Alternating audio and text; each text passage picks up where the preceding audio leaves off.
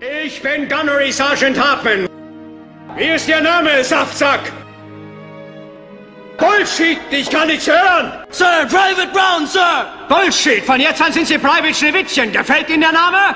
Sir, jawohl, Sir! Aber es gibt was, das wird Ihnen nicht gefallen, Private Schneewittchen. Es gibt nicht Brathähnchen und Wassermelonen jeden Tag als Hauptmahlzeit in meiner Kantine. Sir, jawohl, Sir! Ich bewundere Sie aufrichtig. Sie gefallen mir. Kommen Sie doch mal zu mir nach Hause und ficken Sie meine Schwester.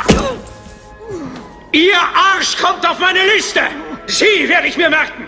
Hier wird nicht gelacht, hier wird nicht geheult. Garantiert, das prügel ich euch in die Köpfe rein. Zeigen Sie, wie ein Killer aussieht.